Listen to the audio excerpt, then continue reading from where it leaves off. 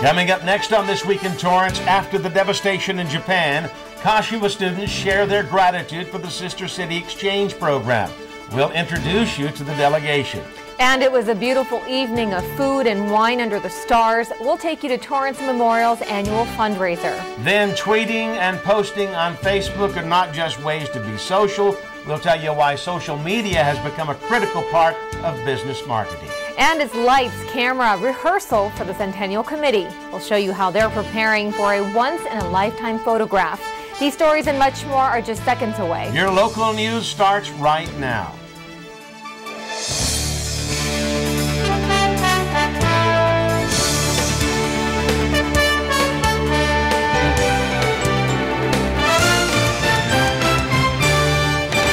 Hello everyone and welcome to This Week in Torrance. I'm Jin Chun. And I'm Ben McCain. Thanks for joining us. Here are your top stories. If you buy fruit in Orange County or parts of LA County, it may have something extra that you don't want. Fruit flies. State officials are moving quickly with the pest treatment program in OC after 2 oriental fruit flies were discovered in the Westminster area. The insects target more than 230 types of fruits and vegetables. The female fly lays eggs inside the food, which hatch into maggots that tunnel through the flesh, making the food unfit for consumption. Pests usually arrive on food brought into the country illegally by travelers. Other eradication efforts are underway in the San Gabriel, Alhambra, and Baldwin Park areas of LA County. No fruit flies have been detected in Torrance or the South Bay. After a dark night last week, we have some highlights from the most recent City Council meeting. We've all heard of calling 411 or even 911, but what about 811? The phone number has been designated nationally to bring dangerous backyard digging to residents' attention. Simply calling 811 and asking experts to map and mark underground pipelines before your next excavation project could save you money and help prevent potential injury. Without identifying pipeline locations, residents can damage utilities, causing service interruptions and environmental problems. Council approved the recommendation to make August 11th National 811 Day in the city. The day should serve as a reminder to use this toll-free option. After the devastating earthquake and tsunami in Japan, the Torrance Sister City Association was unsure if Kashiwa exchange students would be able to visit Torrance this year. And while the Torrance delegation postponed their visit to Japan until next year, the 9-member Kashiwa delegation recently arrived stateside, ready to experience a taste of American culture. 8 student ambassadors and 1 adult leader spoke at the council meeting, thanking Torrance and the Sister City Association for sponsoring their 3-week visit. And the recent U.S. credit downgrade by S&P has Wall Street in a panic, so City Council wanted to ease some citizens' concerns about Torrance finances. City Treasurer Dana Cortez explained that Torrance's $180 million portfolio is comprised of U.S. Treasury bonds, a stable alternative to shaky stocks. And despite the major market drop, the bond market is rallying, proving that global investors still consider the U.S. a monetary safe haven. Even though June gloom darkened skies in July and continue this month, people still need to protect themselves from sun damage. If you're wondering whether you're doing enough to protect yourself, a free skin screening should help. The goal of the tour is to detect skin cancers early. The tour is called The Road to Healthy Skin and will be stopping in Torrance. The Skin Cancer Foundation, Aveeno, and Rite Aid are sponsoring the national tour, which offers free skin screenings. Local dermatologists like Dr. Mei Ling Yuen will check your skin and make recommendations to pass along to your physician. For Early melanoma, detection the is most crucial serious to skin cancer survival. If it's caught early, there's a 99% survival rate. The Road to Healthy Skin Tour will stop in Torrance on Friday, August 12th from 10 a.m. to 4 p.m. Just look for the Skin Tour RV in the Rite Aid parking lot on Sepulveda Boulevard. Screenings are first come, first serve. For more information, go to skincancer.org. Last week, we told you about the Torrance Fire Department's training at the soon-to-be-demolished Coco's. Well, reporter Alexis Sita shows us what's left of the restaurant on Hawthorne Boulevard. The fire department did some damage to the building, but from the street, it still looks pretty much intact. Well, not for long.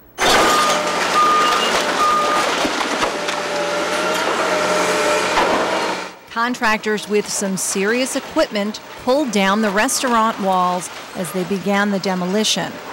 It's not the building that Fresh and Easy Market wants, it's the property on Hawthorne Boulevard. So the teardown started on August 9th, and by August 10th, the building looked like this. In just 24 hours, Coco's restaurant was reduced to rubble. Fresh and Easy paid $7 million for the land and will begin construction of their new building in the next few months. They plan to open their first Torrance location in 2012. For CitiCABLE 3, I'm Alexa Sita. If you drive on the 110 freeway between Adams Boulevard and 182nd Street, things are going to get worse before they get better. In an effort to connect the South Bay with downtown Los Angeles, Metro buses will soon get express lanes on the Harbor Freeway. But that means the freeway will lose its carpool lanes. The express lane project is already underway. Drivers may experience intermittent lane closures on not just the 110, but also the 10 and 105 freeways. And bus stations along Harbor Freeway will also be closed between 10 p.m. and 6 a.m. until September of next year. For more information on the express lane project, go to metro.net. Up next on This Week in Torrance, Kashiwa exchange students share their experiences after the Japanese tsunami. And if you're a business owner and you've never tweeted before, we'll tell you what you've been missing. Those details are coming up after the break. G-morning, sunshine. Wakey, wakey. Text me. Are your parents home later? We can hang. LUV, love you. JK. Holla back. Holla back. Holla back. Are you with your friends? That's lame. We're in a huge fight right now. XO. What'd you dream about? Something I did. Are you on your way to the mall? I'm lonely. Nude pics. Send me some. Text me.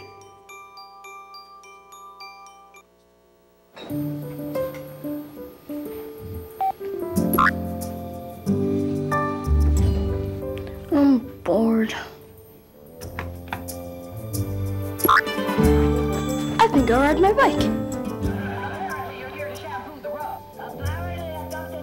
It may never be this easy to help your kids find balance, but you have more power than you know.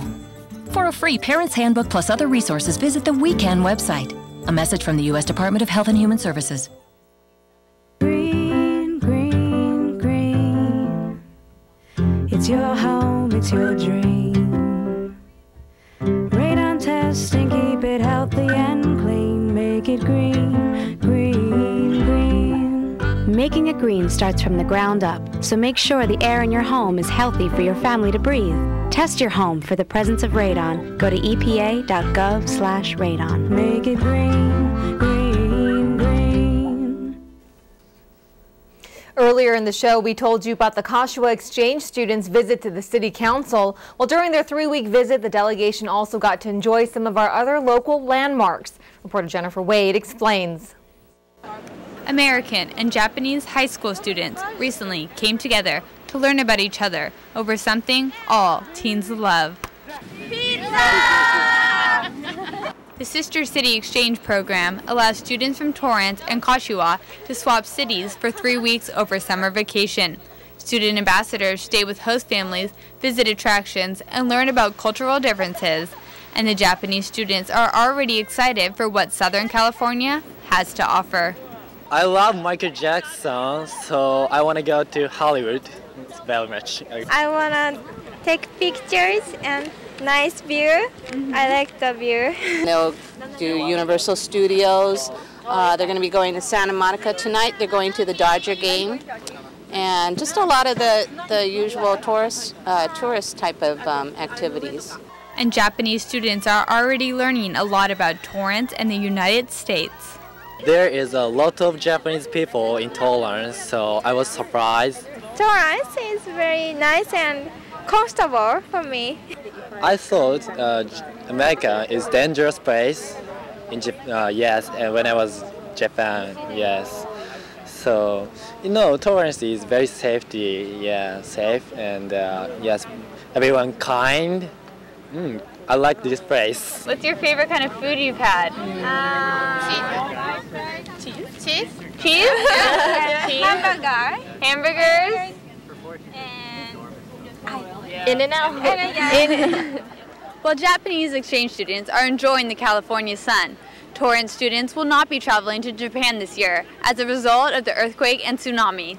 So I applied in December, and then in March when we found out, the day we found out, the huge disaster happened. And so that was really heartbreaking for all of us.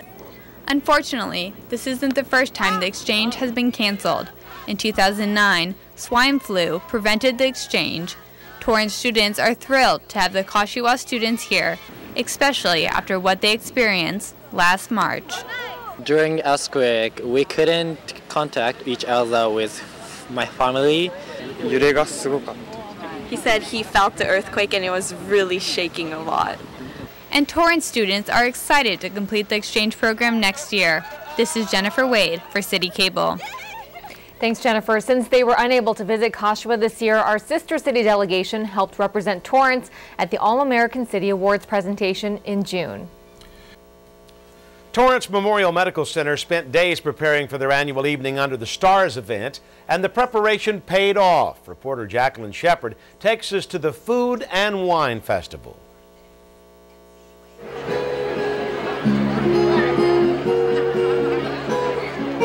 Great music and a few laughs set the tone for the 25th Annual Gourmet Food and Wine Festival.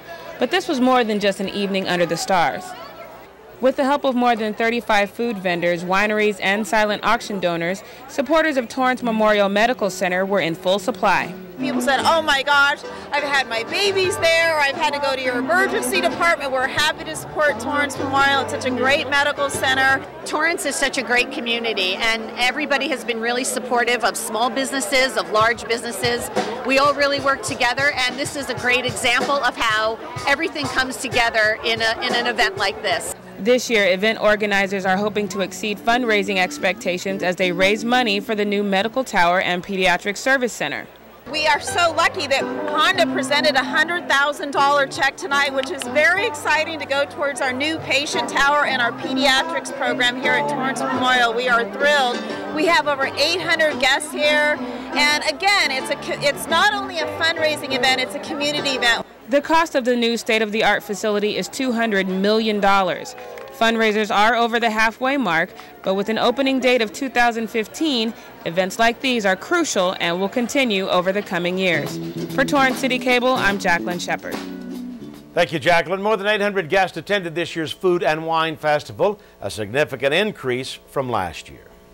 Whether you like it or not, social media sites are here to stay. If you're a business owner who doesn't post on Facebook or send out regular tweets, you may need to start. Reporter Shantae Passmore finds out how some businesses are learning a new way to reach customers. For some people, using social media may seem impersonal, but if you're a business owner, using sites like Facebook or Twitter can actually help you connect to the people who matter most. And that's your customers. And Marjorie Kaplan is learning this firsthand. She and her husband have a cosmetic surgery practice here in Torrance. Although the Kaplans have a business webpage, they admit that reaching your customers through advertising has changed over the years. Not everyone gets newspapers anymore. Very few people get newspapers anymore. And, you know, people don't necessarily go to the yellow pages for that. You want to know what somebody else has to say rather than just what the doctor had to say. Business owners and advertising agencies understand that consumers will often trust word of mouth than an ad.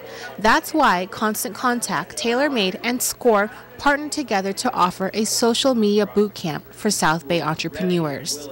Anytime you go into a business owner, they'll always say, oh, my best leads are my past customers talking about me. This is a great forum for your past customers to be talking about you. Originally, social media was used non-professionally. Now, business owners are using sites like Twitter and LinkedIn to attract fans. So if you marry social media with newsprint and radio or television, you get that much more, so it can grow exponentially. According to Liz Hirsch, there's no such thing as too much of an online presence. Having a website and profile on Facebook, Twitter, LinkedIn, and Yelp can only help you. I think it's smart for you to do because when it comes to search engine optimization, any inbound marketing is going to help your site become what's called more relevant. And the more relevant it is, the higher you're going to be on search results. But it'll be everywhere that they communicate to their friends on. Kaplan admits she's still new to Facebook, but says she's beginning to understand which social media sites work best for her. We do have a blog, and Dr. Kaplan does respond to questions on Real Self, and we do have a newsletter, and we are using YouTube. So we have a lot of it. I just think that now I'll understand better how to integrate it all. It's a valuable way for us to reach our patients, for our patients to share information. And Kaplan says business owners have another advantage when it comes to using social media in their business model. It's free. For This Week in Torrance, I'm Shantae Passmore. Thanks, Shantae. And if you need more convincing, here are some staggering social media statistics. Launched in 2006, Twitter now boasts 200 million users as of this year. And after their 2004 launch, Facebook now has more than 750 million active users. Users spend more than 700 billion minutes per month on the site. Well, coming up, if you're concerned about disaster preparedness, we'll give you information on a class you won't want to miss. I think someone at my friend's school has this thing called autism. My friend's brother's son has autism. My neighbor's son has autism. My son has autism. Autism is getting closer to home. Today, 1 in 110 children is diagnosed with autism. That's a 600% increase in the last 20 years. Learn the signs at autismspeaks.org. Did you buy the flashlight and the batteries? Yes. Did you make sure we're not missing anything in the first aid kit? Yup. Did you go through the plan with the kids again? Yes. The more you prepare today, the more you'll be able to reduce the devastating effects of a tornado, an earthquake, a power outage, or any other disaster. Get a kit, make a plan, be informed. Visit ready.gov.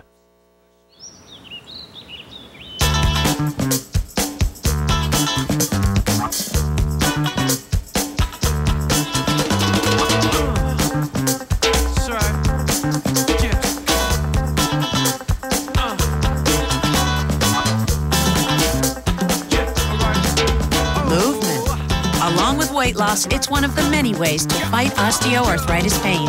For more information on managing pain, go to fightarthritispain.org. The Torrance Police Department will hold their Community Emergency Response Team Academy on 3 Saturdays in September. The CERT Academy provides residents with the knowledge to prepare for and react to disasters.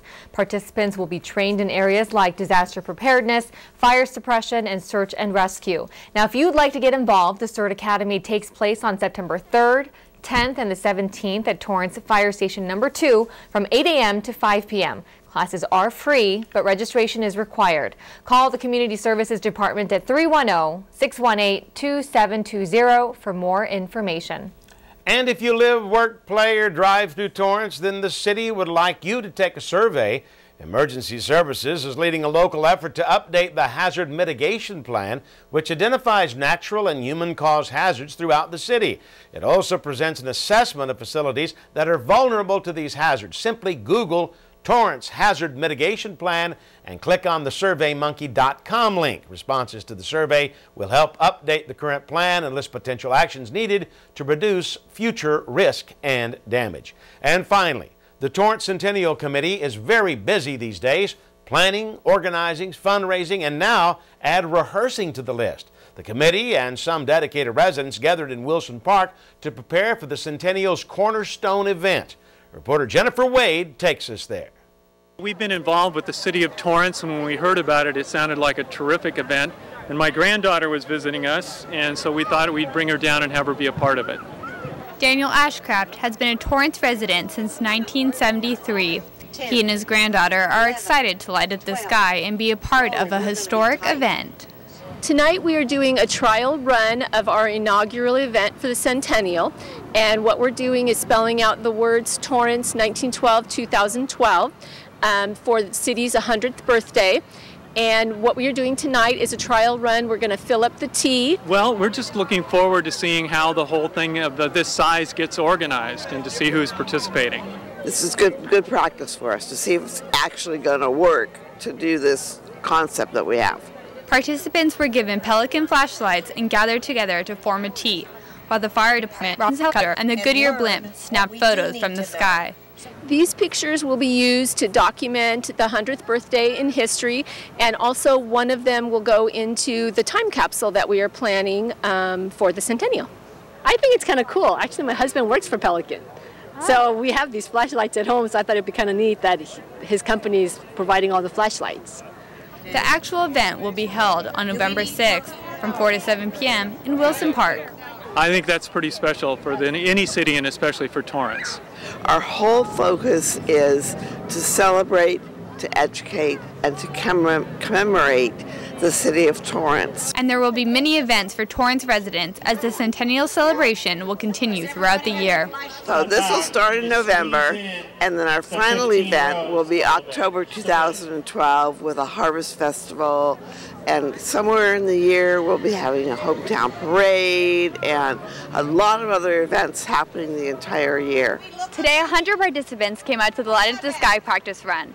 Torrance will need 2,800 volunteers for the actual November 6th event, so be sure to come out. This is Jennifer Wade for CitiCABLE.